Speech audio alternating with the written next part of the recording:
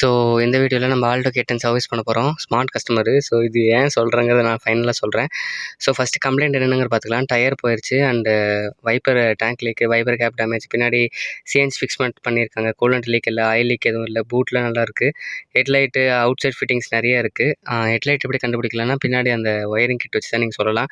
So பேட்டரியும் இருக்குது, door scratches இருக்குது, அப்புறம் உள்ளே பார்த்தீங்கன்னா ஃபில்ட்ரு போச்சு, ரேட்டன்ட்ரி சிம்டம்ஸ் இருக்குது, ரெகுலர் தான். அண்டு பின்னாடி பார்த்தீங்கன்னா லாக்கு, பாட்டமு, பட்டன்ஸு எல்லாம் வீக்காக இருக்குது. ரியர்லேயுமே லாக் ஓப்பன் ஆகலை. ஸோ அதையும் கரெக்ட் பண்ணி தரணும்.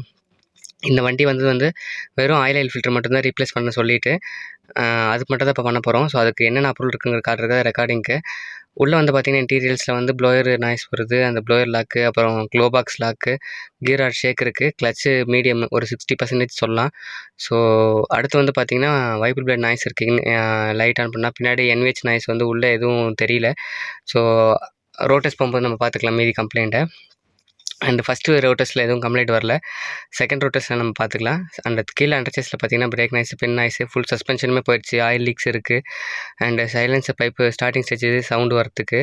ஸோ இதெல்லாம் நான் ஏன் ரெக்கார்டிங் பண்ணுறோன்ட்டு நான் சொல்கிறேன். ஏன்னா இந்த கஸ்டமர் வந்து போன டைம் வந்து கிரீஸ் பேக் அவுட் பண்ணதுக்கே ஆயில் லீக்குன்னு சொல்லிட்டு 2000 ரூபாய் கட்ட சொன்னாங்க. நல்லாவே இருக்க மாட்டேங்கிறா. இந்த மாதிரி ஃப்ரீயாக பண்ணுறதுக்கு நீங்கள் லோக்கலே பண்ணிட்டு போயிடலாம். இந்த டைம் ஏன் வந்தார் எனக்கு தெரில. கம்பெனி சப்போர்ட் பண்ணுறாங்கன்னு நினச்சிங்க, அதுதான் கிடையாது. நாங்கள் தான் சப்போர்ட் பண்ணிகிட்ருக்கோம். இது வந்து வெறும் ஆயில் ஃபில்ட்ரு, அப்புறம் ஆயிலு, ஏசி ஃபில்ட்ரு, இந்த 3 பார்ட்ஸ் தான் வாங்குறது. இன்ஃபேக்ட் வீல் பேலன்ஸ் பண்ணும்போது கூட வெயிட்டு கூட நாங்கள் ஃப்ரீயாக அடிச்சு கொடுத்தாங்க. கம்பெனிக்கு மட்டும் வீல் வெயிட் எங்கேருந்து வருது? ஸோ அதை நீங்கள் புரிஞ்சுக்கணும். ஸோ எல்லாத்தையுமே நாங்கள் மாட்டிட்டோம். ஸோ இந்த மாதிரி ஸ்கேம் பண்ணுற கஸ்டமரும் இருக்காங்க. ஸோ அது எங்களுக்கு தெரியல. ஒரு வார காசு உழைப்பு காசு வாங்குகிற ஆனப்பாடி எங்களுக்கு எப்படி தெரியும்? ஸோ இந்த மாதிரி பண்ணுவாங்க. ஸோ இது சூட்டிப்பாக இருக்கிறதுக்காக தான் நான் இந்த வீடியோவே எடுக்கிறேன். மோஸ்ட்லி இது வந்து நான் மெக்கானிக்ஸுக்கு டெக்னீஷியனுக்கும் சமர்ப்பிக்கிறேன்.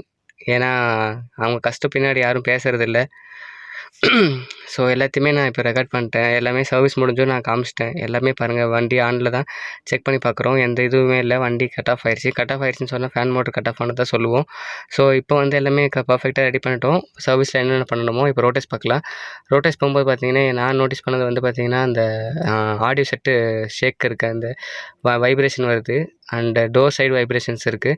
இது கஸ்டமர் கம்ப்ளைண்ட் இல்லை. ஸோ நாங்கள் அவர் கொடுத்த கம்ப்ளைண்ட்டும் என்னென்ன பண்ணணுமோ அதெல்லாம் பண்ணிட்டோம். உங்களுக்கு டவுட்னா கண்டிப்பாக மென்ஷன் பண்ணுங்கள். கண்டிப்பாக எனக்கு இந்த கஸ்டமர் எனக்கு அன்சாட்டிஸ்ஃபைடு.